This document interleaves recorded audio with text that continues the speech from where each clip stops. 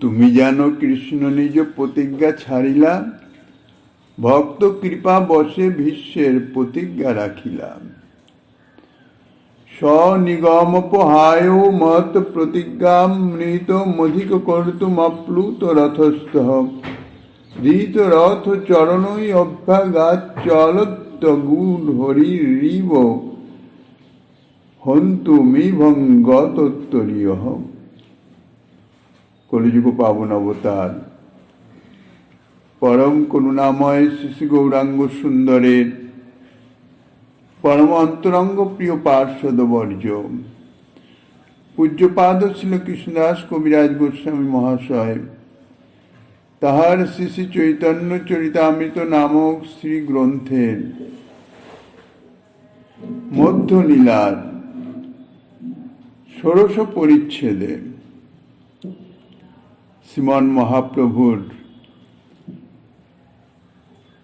গৌড়দেশ হয়ে বৃন্দাবন যাত্রার যে সিদ্ধান্ত এবং সেই যে যাত্রার বর্ণনা তাহাই করিতেছেন।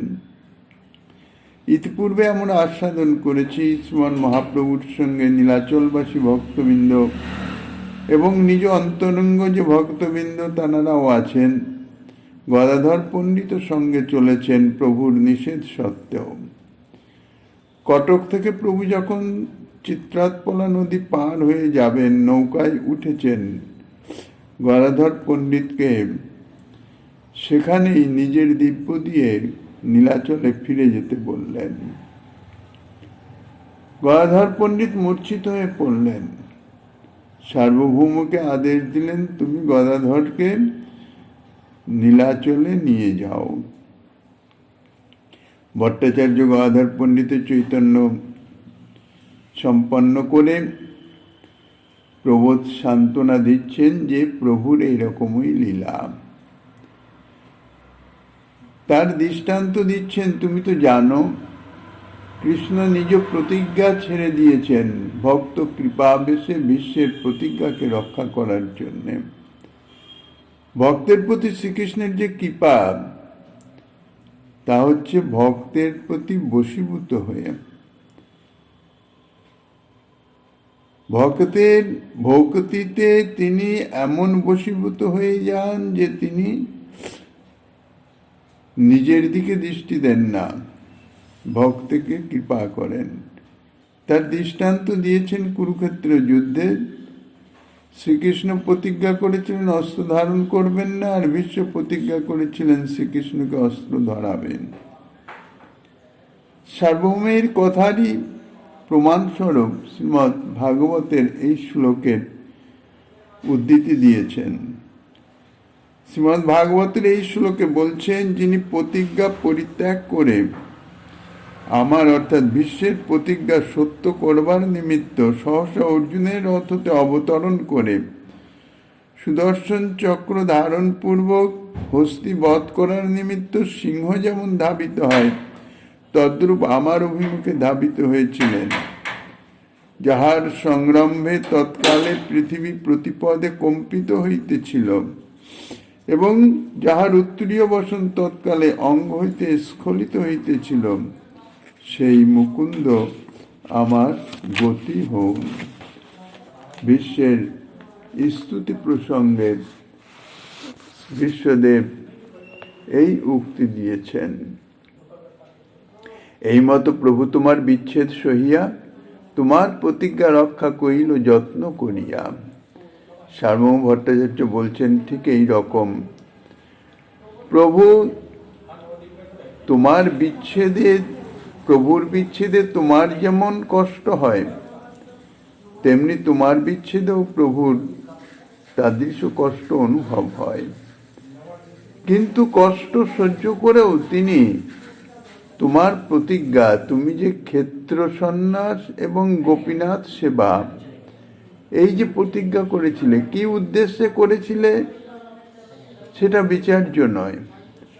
লোক ও শিক্ষার্থে প্রভু আবির্ভূত হয়েছেন। তোমার অন্তর্নিহিত কি মনোভাব, কিসের জন্য তুমি এই জাতীয় প্রতিজ্ঞা করেছ, সেই প্রতিজ্ঞার ভাবটি রক্ষিত হচ্ছে কি না, এ সম্বন্ধে তানার বিচার নয়। বিচার হইতেছে তুমি প্রতিজ্ঞা করেছ, সকলে তোমার প্রতিজ্ঞাটাই জেনেছে।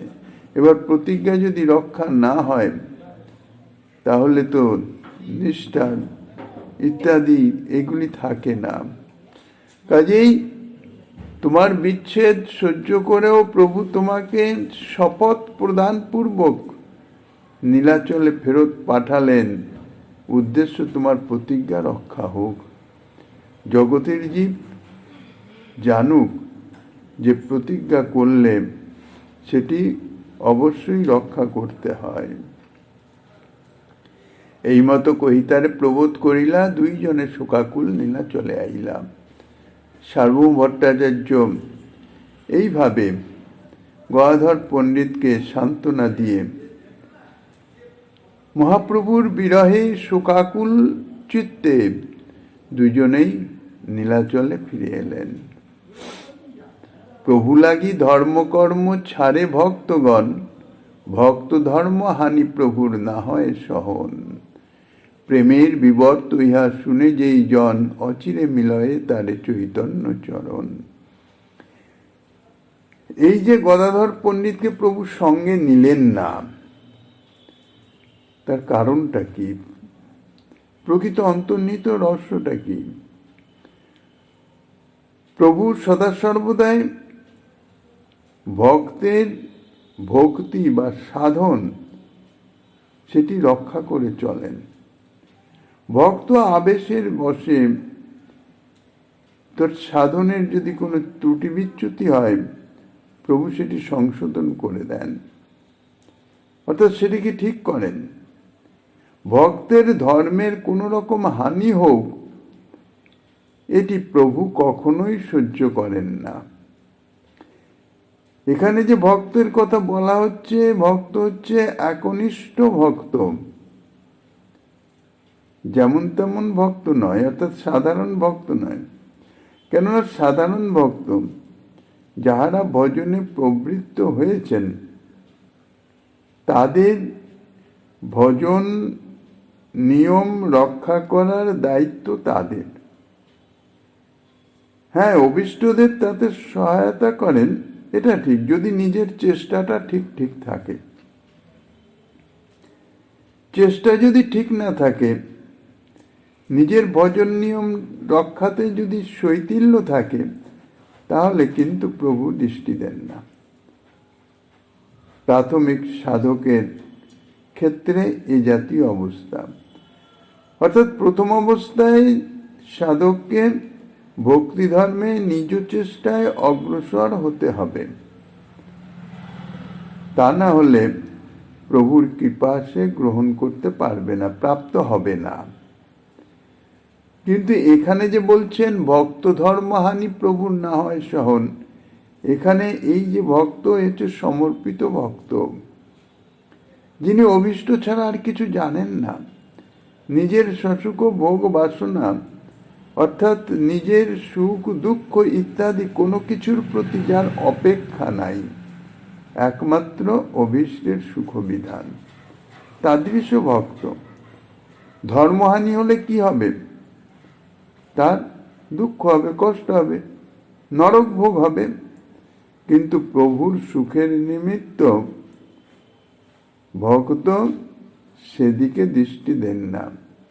তার যতই দুঃখ কষ্ট হোক, তাতে কোনো ভ্রুক্ষেপ নেই, কেননা সে তো নিজের সুখ দুঃখের জন্য নয়, অভীষ্টের সুখের নিমিত্ত নিজের সমস্ত কিছু সমর্পণ করেছেন, ত্যাগ করে দিয়েছেন। এই জাতীয় ভক্তের ধর্মের কোন রূপ হানি প্রভু সহ্য করতে পারেন না। গদাধর পণ্ডিত গৌরগত প্রাণ, গৌরের সঙ্গ ছাড়া তিনি থাকতেই পারেন না। শ্রী গৌর অর্থাৎ গৌরাঙ্গ সুন্দর মায়ের আদেশে সন্ন্যাস গ্রহণের পরে নীলাচলে অবস্থানের সংকল্প। মায়ের আদেশ নীলাচলে অবস্থান করবেন। এখন কোনো কারণে গদাধর পণ্ডিতের গৌরের সঙ্গে যাতে বিচ্ছেদ না হয়, অর্থাৎ বিরহ না হয় ক্ষণকালের জন্যও, প্রভু যখন নীলাচলে থাকবেন, আমিও নীলাচলে যদি থাকতে পারি কোনো রকম বাধ্যবাধকতা নিয়ে, তাহলে আর প্রভুর সঙ্গে বিরহ হবে না। এই উদ্দেশ্যেই তিনি ক্ষেত্রবাস সংকল্প নিয়েছেন, যে আমি ক্ষেত্রের বাইরে যাব না। কোনো কারণ উপস্থিত হলো, প্রভু নীলাচলে অবস্থান করছেন, এখন গদাধর পণ্ডিতকে বাইরে যাওয়ার কোনো কারণ এসে উপস্থিত হলো, সঙ্গে সঙ্গে নিজের ক্ষেত্র সন্ন্যাসের দোহাই দিয়ে গদাধর পণ্ডিত সেটিকে এড়িয়ে যেতে পারবেন। উদ্দেশ্য অন্য কিছু নয়, ধর্মকর্ম এসব উদ্দেশ্য নয়, কেননা প্রেমী ভক্তের ধর্মকর্ম ইত্যাদিকে দিকে উদ্দেশ্য নাই। কেননা প্রভু তো বলেইছেন, সর্বধর্মান পরিত্যাজ্য মামেকং শরণং ভজ, সমস্ত ধর্ম ত্যাগ করে একমাত্র আমারই শরণাপন্ন হও, আমার হয়ে যাও। গদাধর পণ্ডিত তাদৃশ ভক্তের কথা বলা হচ্ছেন।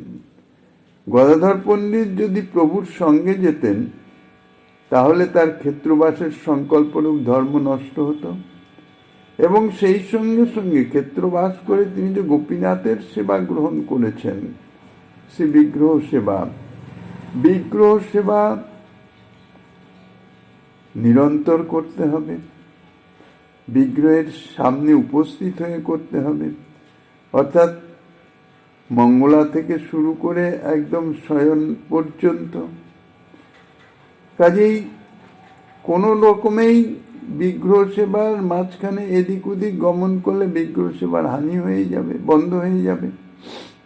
তাই শ্রী গোপীনাথের সেবারূপ ধর্মের, অর্থাৎ ক্ষেত্রবাস সংকল্পরূপ ধর্ম এবং গোপীনাথের সেবা গ্রহণ করা সেবারূপ ধর্ম, এই দুটোর হানি হতো যদি গদাধর পণ্ডিতকে প্রভু সঙ্গে নিয়ে যেতেন। গদাধর পণ্ডিতের তাতে ভ্রুক্ষেপ নাই, কারণ গদাধর পণ্ডিত জানেন যে প্রভু গদাধরকে কত প্রীতি করেন। গদাধরের সাহচর্য প্রভুর অত্যন্ত সুখকর, কিন্তু প্রভুও তো তাদৃশ, নিজের সুখের দিকে দেখেন না। তিনি ভক্তের যাতে কোনো রকম হানি না হয় সেদিকে দৃষ্টি, ভক্তের যেন কেউ কোনো নিন্দামন্দ না করতে পারে সেদিকে দৃষ্টি। তাই প্রভুর পক্ষে এইরূপ ধর্মহানি অসহনীয় হয়ে উঠল। তাই প্রভু গদাধরকে সঙ্গে নিলেন না। কিন্তু ইহা হলো গদাধরকে প্রভুর সঙ্গে না নেওয়ার বাহ্য কারণ মাত্র। কেননা প্রভু তো স্বতন্ত্র ঈশ্বর, আর গদাধর পণ্ডিত প্রভুর নিত্য পার্ষদ, জীবতত্ত্ব নয়। কাজেই এই ধর্মহানি বা ইত্যাদি প্রকৃতপক্ষে তানাদের কিছু পায় না। তাহলে এর অন্তর্নিহিত কোনো গূঢ় কারণ আছে। সেই কারণটা কি? সেটি একটি বিশেষ রহস্য।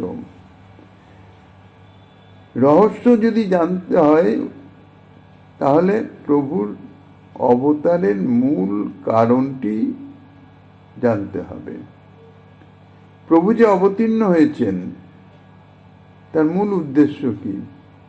দুইটি উদ্দেশ্য, একটি জগৎ জীবের জন্যে, একটি নিজের জন্যে।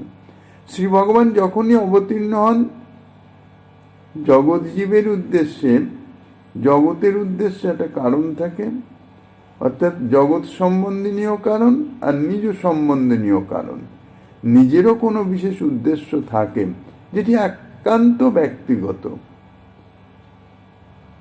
শ্রী গৌর অবতারেরও ঠিক তার দৃশ্য দুটি কারণ। জগৎ সম্বন্ধনীয় কারণটি হচ্ছে কি? সেটি হচ্ছে ভক্তি প্রচারের মাধ্যমে জীব শিক্ষা এবং ব্রজ প্রেম দান। জগতের জীবকে সেই প্রেম দান যাহা কখনো দেওয়া হয় নাই, অর্থাৎ পূর্ব অবতারে দিয়ে গেছেন, এর পূর্ব কল্পে, এই কল্পে দেওয়া হয় নাই। তাই ভক্তি প্রচারের দ্বারা জীব শিক্ষা, অর্থাৎ নামের মাধ্যমে প্রেম দান। আর নিজ সম্বন্ধনীয় সেটি হচ্ছে রাধা ভাবে কৃষ্ণ মাধুর্যের আস্বাদন। জীব শিক্ষা হচ্ছে বাহ্য উদ্দেশ্য, আর কৃষ্ণ মাধুর্যাদি আস্বাদন হচ্ছে অন্তরঙ্গ উদ্দেশ্য, নিজস্ব উদ্দেশ্য। ভক্তের ধর্ম রক্ষা করিয়ে ধর্ম রক্ষার অত্যাবশ্যকতা প্রদর্শন করা হলো, এটি বাহ্য উদ্দেশ্য সিদ্ধির অনুকূল। জীব শিক্ষার রূপ যে ওনার কর্তব্য বা ওনার যে আচরণ, জীব শিক্ষা ইত্যাদি, সেই উদ্দেশ্য সিদ্ধির অনুকূল হচ্ছে ভক্তের ধর্ম রক্ষা। কৃষ্ণ সেবা বা ভগবত ধামাদিতে বাসের সংকল্প ত্যাগ করা কোনো সাধকের পক্ষেই কর্তব্য নয়। এটি হচ্ছে গদাধর পণ্ডিতকে প্রভুর সঙ্গে না নিয়ে যাওয়ার জীবের প্রতি প্রভুর শিক্ষা। ইহা অবতারের বাহ্য উদ্দেশ্য সিদ্ধির অনুকূল, অর্থাৎ জীব সম্বন্ধনীয় যে উদ্দেশ্য তার অনুকূল। আর শিরাধিকার ভাবে চিত্তকে বিভাবিত করে শিরাধারই ন্যায় কৃষ্ণ মাধুর্যাদি আস্বাদন করা, এটি হচ্ছে প্রভুর অন্তরঙ্গ উদ্দেশ্য। আর এটি হচ্ছে প্রভুর গূঢ় উদ্দেশ্য, নিগূঢ় উদ্দেশ্য। নিজ সম্বন্ধনীয় যে কারণ সেটি হচ্ছে প্রকৃত মুখ্য, আর আনুষাঙ্গিকভাবে জগৎ সম্বন্ধনীয় কারণ। এখন প্রভু যখন আসবেনই নিজ কোনো উদ্দেশ্য সিদ্ধির নিমিত্ত, তখন স্বয়ং প্রভু আসতে আছেন, তাহলে জগৎ তো তাঁর কাছ থেকে কিছু প্রাপ্ত হবেনি। যেমন কোনো রাজা মহারাজা যদি আসেন, যেখানে আসেন সেই স্থানের যে অধিবাসী বৃন্দ তাদের কিছু লাভ হয়, পারিপার্শ্বিক পরিস্থিতি ইত্যাদির কিছু পরিবর্তন হয়। উপরন্তু শোনা গেছে আগেকারের দিনে সেই রাজা মহারাজের সৌজন্যে যে সমস্ত বন্দীগণ তাদের মুক্ত করে দেওয়া হয় ইত্যাদি কিছু না কিছু প্রাপ্তি হয়। তো শ্রীমন মহাপ্রভু অর্থাৎ ভগবান যখন আসেন নিজ সম্বন্ধনীয় উদ্দেশ্যে আছেন, সেই সঙ্গে আনুষঙ্গিকভাবে জগৎ সম্বন্ধীয় কিছু জগতের জীব প্রাপ্ত হয়। তা রাধাভাবে শ্রীকৃষ্ণ মাধুর্য আস্বাদন, এটি হচ্ছে প্রভুর এই অবতারের নিগূঢ় উদ্দেশ্য, নিজ সম্বন্ধনীয় উদ্দেশ্য। প্রভুর শ্রী বৃন্দাবনে গমনও এই উদ্দেশ্য সিদ্ধির সংকল্প ছিল। কেননা বৃন্দাবন ধাম তাই তো যুগলের লীলাবিলাস ক্ষেত্র। কাজেই সেখানে গেলে সেইভাবে রাধারানীর ভাবে শ্রীকৃষ্ণ মাধুর্য, শ্রীকৃষ্ণ বিরহে শ্রীকৃষ্ণ মাধুর্য আস্বাদন, সেটা একাকী প্রয়োজন। অন্য কেউ যদি সঙ্গে থাকে তাহলে আর একান্তভাবে সেই মাধুর্য আস্বাদন সম্ভব হবে না। যখন প্রভু বৃন্দাবনে যাচ্ছিলেন তখন শ্রী বৃন্দাবনে লীলা অপ্রকট, শ্রীকৃষ্ণ অপ্রকট, বৃন্দাবন তখন কৃষ্ণ শূন্য। প্রকট লীলায় শ্রীকৃষ্ণ যখন মথুরায় গিয়েছিলেন লৌকিক লীলাতে, তখন কৃষ্ণ শূন্য বৃন্দাবনে শ্রীমতী রাধারানীর যে অবস্থা হয়েছিল, যাহা মাথুর বিরহে নামে প্রসিদ্ধি লাভ করেছে।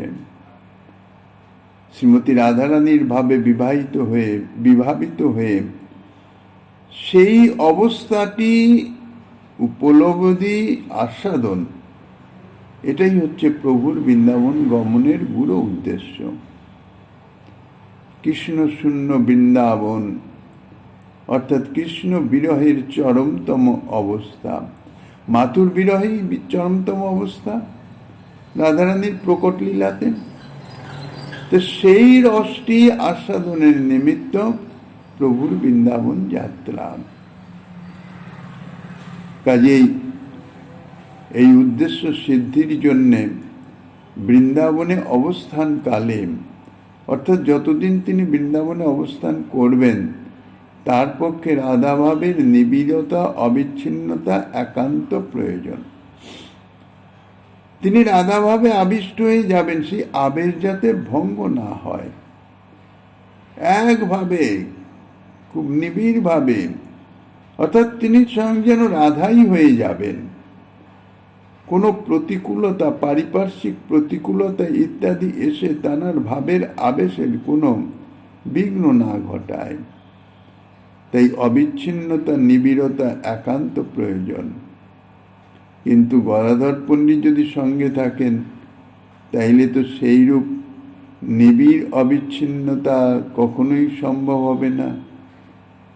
কারণ গদাধর পণ্ডিত তিনি তো শ্রীকৃষ্ণের প্রেয়সী শক্তি, কান্তা শক্তি, রাধারানীরই তো অবতার।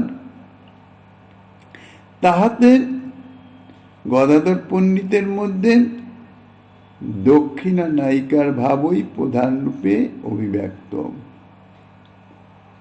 বাম্য ভাব নয়। রাধারানীর হচ্ছে বাম্য ভাব। সুতরাং তাহার সান্নিধ্যে অথবা তাহার ভাবের প্রভাবে শ্রী গৌরাঙ্গরূপী শ্রীকৃষ্ণের মধ্যে নাগর ভাবের বা শ্রীকৃষ্ণ ভাবের অভিব্যক্তিটি প্রকাশিত। এই জন্যে গৌর গদাধর বলা হয়। অর্থাৎ গদাধরের ভাব হচ্ছে প্রেয়সী ভাব। কাজে গৌরের সঙ্গে যখন গদাধর অবস্থান করেন, তখন গৌরের কান্তর ভাব হবে, নায়কের ভাব হবে, কারণ গদাধর নায়িকা ভাব। কাজেই শ্রীকৃষ্ণের মধ্যে নাগর ভাবের অভিব্যক্তি সম্ভব, ওই ব্যক্তি হয়ে যাবে। রাধা ভাবের ওই ব্যক্তিটি গদাধরের সঙ্গে থাকলে এটা স্বাভাবিক নয়। কিন্তু নাগর ভাবের অভিব্যক্তি প্রভুর বৃন্দাবন গমনের গুরু উদ্দেশ্য সিদ্ধির প্রতিকূল হয়ে যাবে। কেননা তিনি রাধাভাবে কৃষ্ণ মাধুর্য আস্বাদন করবেন। তার যদি কৃষ্ণভাব এসে উপস্থিত হয়, তাহলে তো সে আস্বাদন সম্ভব হবে না। তাই বোধ হয় প্রভু গদাধর পণ্ডিতকে সঙ্গে নিতে স্বীকৃত হন নাই। আর ইহাই গদাধর পণ্ডিতকে প্রভুর সঙ্গে না নেওয়ার গুরু কারণ বলে অনুভব হয়, মনে হয়। প্রেমের বিবর্ত ইহা শুনে যেই জন, অচিরে মিলয়ে তারে চৈতন্য চরণ। প্রেমের বিবর্ত, বিবর্ত অর্থ বিশেষ রূপে স্থিতি বা বিশেষ অবস্থা। প্রেমের বিবর্ত অর্থাৎ প্রেমের একটি বিশেষ অবস্থা বা বিশেষ লক্ষণ। গদাধর পণ্ডিত নিজের প্রতিজ্ঞা এবং শ্রীকৃষ্ণ সেবা ত্যাগ করেও প্রতিজ্ঞা ভঙ্গের অপরাধ, সেবা ত্যাগের অপরাধ ইত্যাদি তিনি মস্তকে বহন করতে প্রস্তুত হয়েও যে তিনি মহাপ্রভুর সঙ্গে চলেছেন, সেটি শুধুমাত্র প্রভুর সেবার নিমিত্তই। কেননা প্রভুর সন্ন্যাস, কঠোর সন্ন্যাস নিয়ম, সঙ্গে তো অন্য সেবক কেউ থাকবে না। যিনি যাচ্ছেন সঙ্গে বলভদ্র ভট্টাচার্য, তিনি তো প্রভুর সেবা অত অন্তরঙ্গভাবে করতে পারবেন না। প্রভু তো ভাবের আবেশে কখন কিভাবে কি অবস্থায় থাকবেন, এটি গদাধর পণ্ডিতের পক্ষে অসহনীয়। এই চিন্তাই ভাবনা। নীলাচলে অবস্থান করলে গদাধর পণ্ডিতের দৃষ্টির সামনে আছেন। যখনই যে সেবা প্রয়োজন উনি সঙ্গে সঙ্গে সেটির ব্যবস্থা সমাধান করতে পারবেন। কিন্তু বৃন্দাবন গেলে তো সেটি হবে না। কাজেই সেই জন্যেই প্রভুর সেবার উদ্দেশ্যেই গদাধর পণ্ডিত প্রতিজ্ঞা ভঙ্গের অপরাধ, সেবা ত্যাগের অপরাধ ইত্যাদি মস্তকে বহন করতেও প্রস্তুত, শুধু প্রভুর সেবার জন্যে। ইহাই হচ্ছে প্রেমের কার্য, অর্থাৎ ইহাই হচ্ছে প্রেমের একটি বিশেষ অবস্থা, প্রেমের বিবর্ত। প্রেমের স্বভাববশতই প্রভুর সেবার নিমিত্তই গদাধর পণ্ডিত ক্ষেত্রবাস মানে ক্ষেত্র ত্যাগ রূপ প্রতিজ্ঞাভঙ্গ, সেবা ত্যাগ রূপ অপরাধ গ্রহণ করতে প্রস্তুত, অন্য কোনো কারণে নয়। ইহাও এক ধরনের প্রেমের বিশেষ স্থিতি, অর্থাৎ বিশেষ লক্ষণ, বিশেষ ভাব। অথবা বিবর্ত অর্থে এটাও হয় বিপরীত ভাব, অর্থাৎ প্রেমের বিপরীত ভাব। প্রেমের স্বভাবে ভক্ত প্রভুর সুখ বাঞ্ছা করেন, আবার সেই প্রেমের স্বভাবেই প্রভুও সদা সর্বদাই ভক্তের ধর্মরক্ষা বাঞ্ছা করেন। ভক্তের যেন কখনো ধর্ম হানি না হয়, অর্থাৎ আমাকে সুখ দিতে গিয়ে ভক্ত যেন এমন কোনো কাজ করে না বসে যাতে তার ধর্মহানি হয়ে যায়, এদিকে প্রভু বিশেষভাবে দৃষ্টি রাখেন। প্রভুর জন্য ভক্ত তো ধর্মকর্ম সব ছেড়ে দেন, কেননা ভক্তের ধর্মকর্মের যা কিছু ত্রুটি বিচ্যুতির ফল তো আমি ভোগ করব, প্রভু তো ভোগ করবেন না। প্রভুর যেন কোনো রকমের সুখবিধানে ত্রুটি বিচ্যুতি না হয়, তার জন্যে দুঃখ কষ্ট যা কিছু প্রাপ্তি হোক সে আমার হবে। এটি হচ্ছে ভক্তের স্বভাব, ভক্তি ধর্মের স্বভাব। কাজেই প্রভুর জন্য ভক্ত তো ধর্মকর্ম সব ছেড়ে দেন, কিন্তু ভক্তি বা প্রেম, প্রেম প্রীতি ভালোবাসা তো পারস্পরিক, কখনো তো এক পক্ষের হতে পারে না। আমি প্রীত্যাস্পদকে সর্বস্ব দিয়ে ভালোবাসবো, প্রীতি করব, তার সুখবিধানের চেষ্টা করব, কিন্তু তার কোনো প্রতিক্রিয়া প্রীত্যাস্পদের মধ্যে হবে না, এটি তো সম্ভব নয়। পারস্পরিক অর্থাৎ প্রীত্যাস্পদ সর্বতভাবে আমার সুখবিধানের চেষ্টায় রত থাকবেন। কেননা প্রভু তো বলেছেন যে আমায় যেরূপ ভজনা করে আমি তাকে ঠিক তদ অনুরূপ ভজনা করি, যে যেভাবে ভজনা করে তাকে আমি সেইভাবেরই ভজনা করি, অর্থাৎ প্রতিদান দেই। তাহলে ভক্ত যখন ধর্মকর্ম সমস্ত কিছু ছেড়ে প্রভুর সুখ চান, প্রভু তখন ভক্তের ধর্মকর্মের যাতে হানি না হয়, ভক্তের সর্বস্ব বজায় থাকে, প্রভু সে চেষ্টা করেন। ভক্তের জন্য প্রভু নিজের প্রতিজ্ঞা ভঙ্গ ইত্যাদি ধর্মত্যাগ করেন। ভক্ত যেমন প্রভুর নিমিত্ত নিজের প্রতিজ্ঞা ভঙ্গরূপ ধর্মত্যাগ করেন, প্রভুও নিজের প্রতিজ্ঞা ভঙ্গরূপ ধর্ম ত্যাগ করেন। তারই দৃষ্টান্ত বিশ্বর প্রতিজ্ঞা রক্ষা। কাজে ভক্তের মনের গতি যেমন প্রভুর দিকে, কিন্তু প্রভুর মনের গতি ঠিক তাহার বিপরীত দিকে, অর্থাৎ ভক্তের দিকে। ইহাই প্রেমের বিপরীত ভাব, অর্থাৎ প্রেম বিবর্ত। কাজেই গদাধর পণ্ডিতের সঙ্গে প্রভুর এই যে প্রেম, এই যে প্রীতি, অর্থাৎ এই যে ভাব, এই উদ্দেশ্য, এই যে লীলা, এটি শ্রদ্ধা চিত্তে যিনি শ্রবণ করেন, অচিরেই তাঁর শ্রী চৈতন্য চরণ প্রাপ্তি হয়, অর্থাৎ প্রভুর কৃপা প্রাপ্ত হন। দুই রাজপাত্র যেই প্রভু সঙ্গে যায়, যাজপুরে আসি প্রভু তারে দিলেন বিদায়। রাজার যে দুইজন মুখ্য কর্মচারী ছিলেন, হরিচন্দন এবং মর্তরাজ, মহারাজ প্রতাপরুদ্রের আদেশে দুইজন প্রভুর সঙ্গে সঙ্গেই চলছিলেন, প্রভুর সমস্ত কিছু ব্যবস্থা নির্বাহ করে। যাজপুরে যখন এসে প্রভু পৌঁছালেন, তখন তাদের বিদায় দিয়ে দিলেন। প্রভু বিদায় দিল রায়, যায় তার সনে কৃষ্ণ কথা রামানন্দ সনে রাত্রি দিনে। ধীরে ধীরে সমস্ত নীলাচলবাসী যে ভক্তবৃন্দ এসেছিলেন, একে একে প্রভু তো সকলকে বিদায় দিয়েছেন, কিন্তু রায় রামানন্দ এখনো সঙ্গে আছেন, প্রভুর সঙ্গে সঙ্গে যাচ্ছেন, কৃষ্ণ কথা রস প্রসঙ্গে দিন রাত্রি অতিবাহিত করে চলেছেন।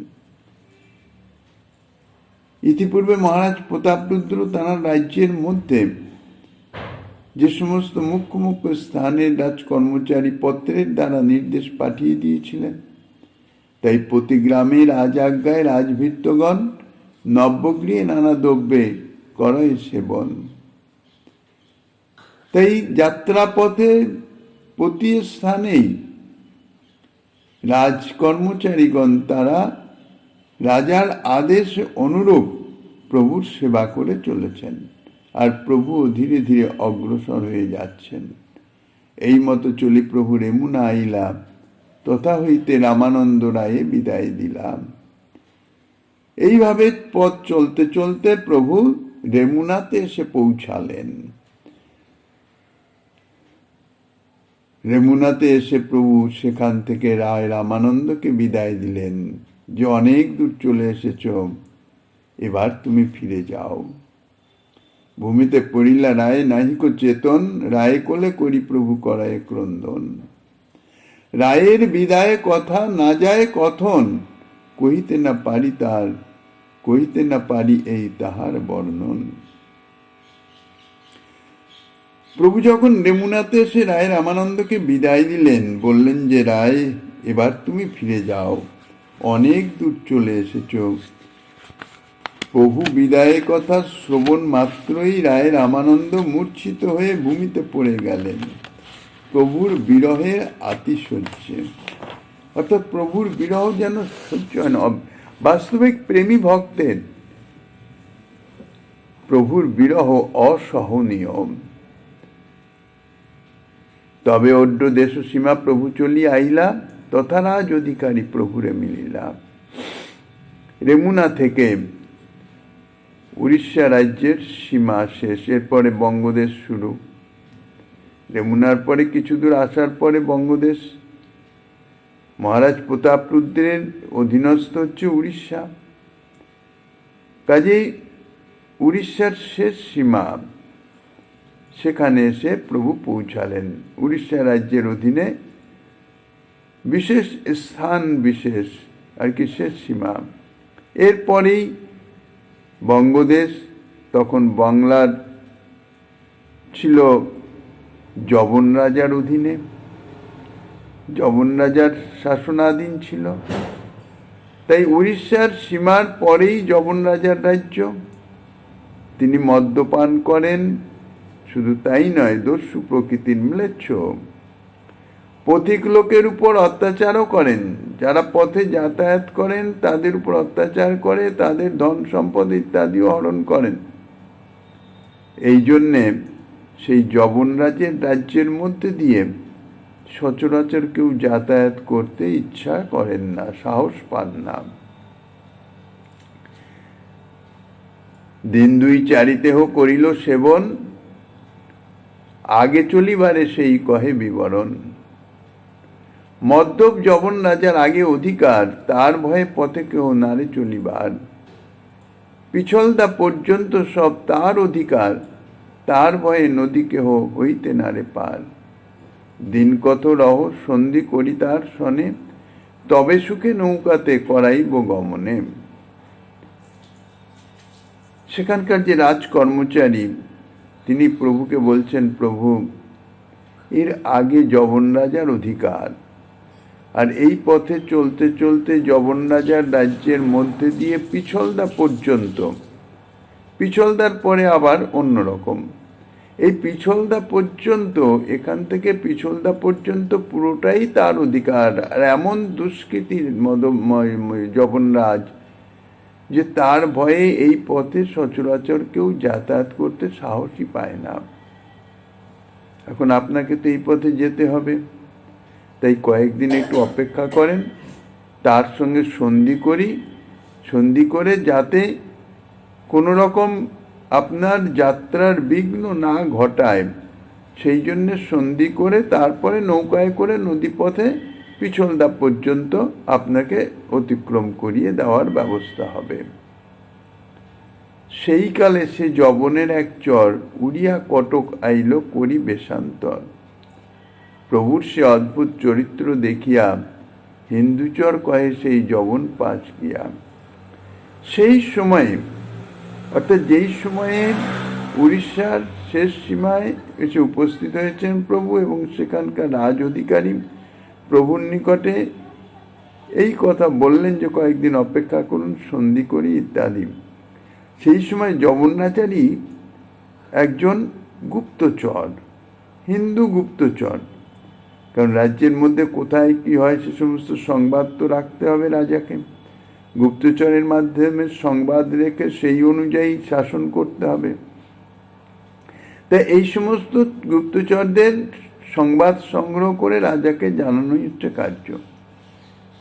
তা সেই উড়িষ্যার মধ্যেই কটক নামে স্থানে, অর্থাৎ যেখানে ছিলেন প্রভু তার ধারের কাছে কোথাও এই যে স্থানটি কটক, এটি কিন্তু মহারাজ প্রতাপরুদ্রের রাজধানী যে কটক, সেই কটক নয়, উড়িষ্যার মধ্যেই ঠিক সীমান্ত প্রাপ্তে কোনো একটি গ্রাম যার নাম কটক, সেইখানে সেই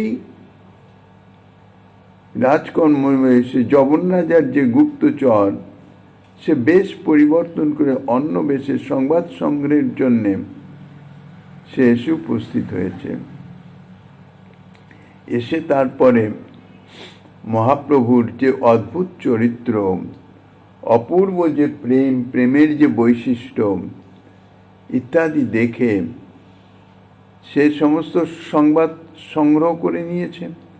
নিয়ে সেই হিন্দুচর গিয়ে সেই জবন রাজার কাছে গিয়ে বলছেন যে এক সন্ন্যাসী আইল জগন্নাথ হইতে, অনেক সিদ্ধ পুরুষ হয় তাহার সহিতে, নিরন্তর করে সবে কৃষ্ণ সংকীর্তন, সবে আছে নাচে গায়ে করে ক্রন্দন। লক্ষ লক্ষ লোক আইছে তাহা দেখিবারে, তারে দেখি পুনরূপী যাইতে নারে ঘরে। সেই সব লোক হয় বাউলের প্রায়, কৃষ্ণ কহি নাচে কান্দে গড়াগড়ি যায়। কহিবার কথা নহে দেখিলে সে জানি, তাহার স্বভাবে তারে ঈশ্বর করি মানি। এত কহি সেই চর হরিকৃষ্ণ গায়, হাসে কান্দে নাচে গায়ে বাউলের প্রায়। অর্থাৎ সেই যে জবন রাজা, উড়িষ্যার সীমা থেকে পিছলদা পর্যন্ত যার অধিকার, সেই মদ্যপ অত্যাচারী জবন রাজার নিকটে গিয়ে হিন্দুচর যা বলল যে জগন্নাথ ক্ষেত্র থেকে একজন সন্ন্যাসী এসছেন, তার সঙ্গে অনেক সিদ্ধ মহাত্মা অর্থাৎ সিদ্ধ পুরুষ তারা সব আছেন, তাদের কাজ হচ্ছে নিরন্তর কৃষ্ণ সংকীর্তন।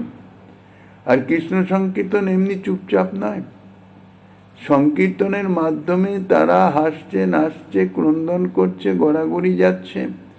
আরে অপূর্ব বৈচিত্র্য, অপূর্ব, যা ইতিপূর্বে কখনো দেখা যায় নাই, শোনা যায় নাই। আর তাদের এই জাতীয় এই কীর্তন, নৃত্য কীর্তন ইত্যাদি, তাহা দেখবার জন্য লক্ষ লক্ষ লোক আসতে আছে।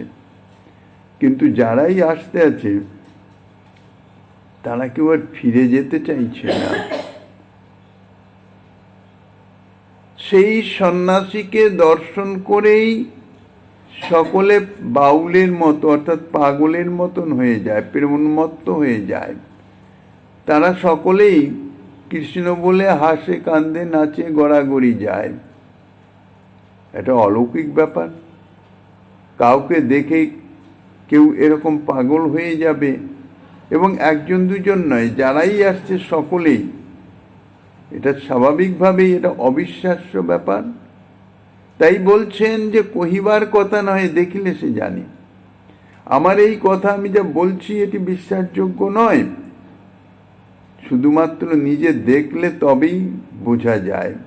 এটা বললেও কেউ বিশ্বাস করবে না, বলার কথাও নয়। তার যে স্বভাব, অর্থাৎ সেই সন্ন্যাসীর যে স্বভাব, যে বৈচিত্র্য, যে প্রভাব আমি দেখলাম, তাতে তাকে আমার ঈশ্বর বলেই মনে হয়। এই কথা বলে সেই চর, সেও তো প্রেমাবিষ্ট হয়েছে, প্রভুর দর্শন তো পেয়েছে, সেও হরিকৃষ্ণ বলে হাসে, কান্দে, নাচে, পাগলের মতন অবস্থা। হিন্দুচরও যখন প্রেমোন্মত্ত হরিনাম, কৃষ্ণনাম ইত্যাদি নিত্য কীর্তন করতে লাগলেন, অর্থাৎ সেই জবন রাজার সম্মুখে মহাপ্রভুর যে বৈশিষ্ট্য, মহাপ্রভুকে দর্শনের মাধ্যমে বা তানার মুখে হরিনাম শ্রবণের মাধ্যমে যিনি প্রেম প্রাপ্ত হচ্ছেন, প্রভু এই প্রেম যে প্রদান করছেন, দান করছেন, শুধুমাত্র তার একার জন্য নয়, এর সঙ্গে সঙ্গে তার মধ্যে শক্তি সঞ্চারিত হয়ে যাচ্ছে। সে যেখানে যাবে, যার সঙ্গে এই কথা বলবে বা তাকে যে দেখবে, তার প্রেমোন্মত্ত অবস্থা যে দেখবে, সেও প্রেম প্রাপ্ত হয়ে যাবে। দাক্ষিণাত্য ভ্রমণকালে এইরকম শক্তি প্রকাশ করেছিলেন, এখানেও ঠিক তাদৃশ শক্তি প্রকাশিত হয়েছে। তো এখন এই যে হিন্দুচর, তার এ জাতীয় প্রেমোন্মত্ত ভাব,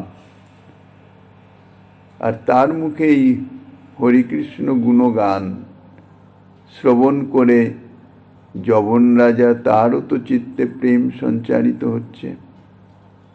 কাজে তার যে মনের ভাব ছিল, যে হিংসা, যে দস্যুবৃত্তি ইত্যাদি যা কিছু ছিল, সেগুলো সব পাল্টে গেল। মনের মধ্যে হিন্দুর প্রতি যে বিদ্বেষ ভাব ছিল, সেটি দূরীভূত হয়ে গেল। তখন সে সেই যে জগন্নাথের থেকে যে সন্ন্যাসী এসছেন, যার কথা সেই হিন্দুচর বলল, তার এই কার্যাবলী ইত্যাদি বা তাকে স্বয়ং নিজে দর্শন করবার জন্য অন্তরে লালসা জাগলো, আকাঙ্ক্ষা জাগলো। কিন্তু জাগলেই তো যাওয়া যায় না, সে তো বিরোধী রাজা। উড়িষ্যা প্রদেশে তো তার প্রবেশ নাই, কেননা যুদ্ধ বিগ্রহ নিরন্তর চলছে। তো এই জন্যে নিজের বিশ্বাস, আপন বিশ্বাস প্রভু স্থানে পাঠাইল, অর্থাৎ নিজের বিশ্বাসযোগ্য একজন জন, বিশ্বস্ত জন, তাকে প্রভুর কাছে পাঠালো।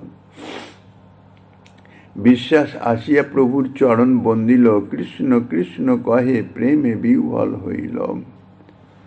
যবন রাজার নিজ জন, বিশ্বস্ত কর্মচারী যাকে পাঠিয়েছেন, সে এসে যখন প্রভুর দর্শন করলো, প্রভুর চরণ বন্দনা করলো, কারণ তার একটা বিশেষ সম্মান আছে।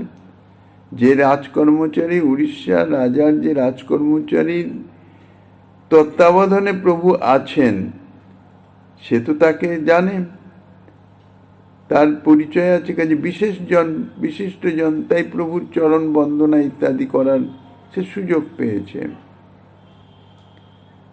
প্রভুর দর্শনে স্পর্শনের মাধ্যমে সেও প্রেমাবিষ্ট হয়ে গেল, প্রেমে বিহ্বল হয়ে গেল।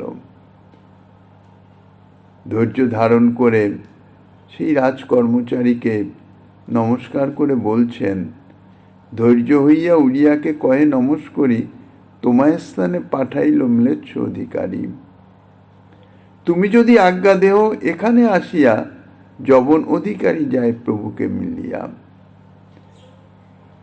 মহাপ্রভুর কথা শুনে বা সেই হিন্দুচরের মাধ্যমে প্রভুর সেই যে প্রেমের প্রভাব, তাহা দর্শন করে সেই যে যবন অধিকারী, যবন রাজা, তার চিত্তের কিরজাতীয় পরিবর্তন হয়েছে, যে নিজের বিশ্বস্ত কর্মচারীকে দিয়ে প্রার্থনা জানিয়ে পাঠিয়েছেন। সেই উড়িষ্যার রাজকর্মচারীকে বলছেন, তুমি যদি আজ্ঞা দেহ, অনুমতি দেও, তাইলে যবন রাজা এখানে এসে প্রভুকে দর্শন করে যায়। বহুত উৎকণ্ঠা তার করিয়াছে বিনয়, তোমার সনে এই সন্ধি নাহি যুদ্ধ ভয়। উড়িষ্যার রাজকর্মচারী তিনি যুক্তি করছিলেন কিভাবে যবন রাজার সঙ্গে সন্ধি করে কোনো ক্রমে প্রভুকে পিছলদা পর্যন্ত পার করিয়ে দেওয়া যায়। প্রভুর এমনই প্রভাব, সে যবন রাজা স্বয়ং এখন নিজে সেই রাজকর্মচারীর কাছে অনুমতি চাইছে প্রভুর দর্শনের নিমিত্ত। প্রভুর দর্শন করবে, যবন রাজা আসবে, কোনো চিন্তা নেই, এখন কোনো রকম যুদ্ধ টুদ্ধর কোনো প্রশ্ন নাই, এখন তোমার সঙ্গে আমার সন্ধি।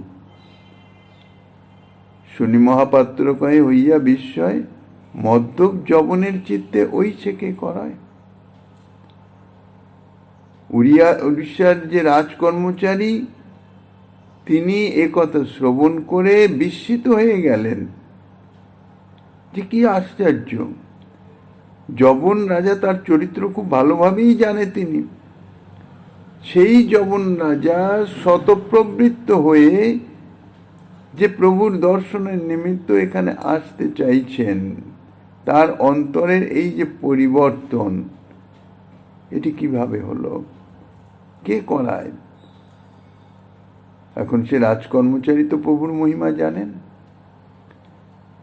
তাই সে চিন্তা করছে, আপনে মহাপ্রভু তার মন ফিরাইল, দর্শনে শ্রবণে যার জগৎ তারিল। মহাপ্রভু নিজেই স্বয়ং যবনরাজার এই মতি পরিবর্তনের হেতু, অর্থাৎ কারণ। সর্বান্তর্যামী তিনি, সবার অন্তরেই তো তিনি আছেন। যাকে দর্শন করে, যার মুখে সে হরিনাম শ্রবণ করে, কিংবা যার কথা অন্যের মুখে শ্রবণ করে জগতের লোক উদ্ধার পেয়ে যায়, সেই মহাপ্রভু নিজেই কৃপা করে এই যবন রাজার মতিকে, বুদ্ধিকে পরিবর্তিত করে দিয়েছেন। এত বলি বিশ্বাসের কহিল বচন, ভাগ্য তার আসি করুক প্রভুর দর্শন। রাজকর্মচারী মনে মনে চিন্তা করলেন, যেটা প্রভুর বিশেষ লীলা। যাই হোক, আমার চিন্তা আর কিছু করতে হবে না, আমাকে শতপ্রবৃত্ত সন্ধি প্রস্তাব ইত্যাদি দেওয়ার আর অপেক্ষা রইল না। প্রভু নিজের ব্যবস্থা নিজেই করে ফেলেছেন, কাজেই আমাকে শুধু এখন বাহ্যিক ক্রিয়াকলাপের যা কার্য তাই করতে হবে। তাই সেই যবনরাজের যে বিশেষ কর্মচারী যে এসেছিল তাকে বলছেন যে তার ভাগ্য যে প্রভুর দর্শনের নিমিত্ত তার অন্তরে বাসনা জেগেছে, কাজেই স্বচ্ছন্দে এসে প্রভুর দর্শন করুক, আমাদের তরফ থেকে বিন্দুমাত্র আপত্তি নাই। তবে একটা শর্ত আছে, প্রতীত করিয়ে যদি নিরস্ত্র হইয়া আসিবে ৫-৭ ভৃত্য সঙ্গে নিয়ে। সে যে যথার্থ প্রভুর দর্শনের উদ্দেশ্যে আসতে চাইছেন, এটি আমাদের বিশ্বাস হবে তখনই যদি সে আসে নিরস্ত্র হয়ে, কোনো রকম অস্ত্র টস্ত্র নিয়ে আসতে পারবে না। এখন তিনি রাজা, একা তো আর চলতে পারেন না, সঙ্গে কর্মচারী সেবক ২-৪ জন থাকবেই। কাজে এই জন্যে ৫-৭ জন সেবক সঙ্গে নিয়ে তিনি নিরস্ত্র হয়ে যদি একা আসেন, তাহলেই দর্শনের সুযোগ হবে। বিশ্বাস যাইয়া তারে সকল কহিল, হিন্দু বেশ ধরি সেই যবন আইল। যবন রাজার যে বিশেষ কর্মচারী, যাকে দূত হিসাবে পাঠিয়েছিল প্রভুর দর্শনের লালসায়, সে যবন রাজাকে গিয়ে যখন সমস্ত কথা বলল, যবন রাজা সেটি সানন্দ চিত্তে অঙ্গীকার করল এবং বেশ পরিবর্তন করে, অর্থাৎ হিন্দুর বেশ ধরে, নিরস্ত্র তো হয়েইছেন, শুধু তাই নয়, সেই সঙ্গে সঙ্গে নিজের বেশও পরিবর্তন করেছেন। হিন্দু বেশ ধরে প্রভুর দর্শনের নিমিত্ত সেই যবন রাজা ২-৪ জন সেবক সঙ্গে নিয়ে এসে উপস্থিত হয়েছেন। প্রভুর দর্শন ইত্যাদি পরবর্তী যা লীলা, শ্রীমন মহাপ্রভু গিরিজালীলাদের কৃপা হলে আগামী দিন আস্বাদনের বাসনা রেখে অধ্যকার শ্রী চৈতন্য লীলার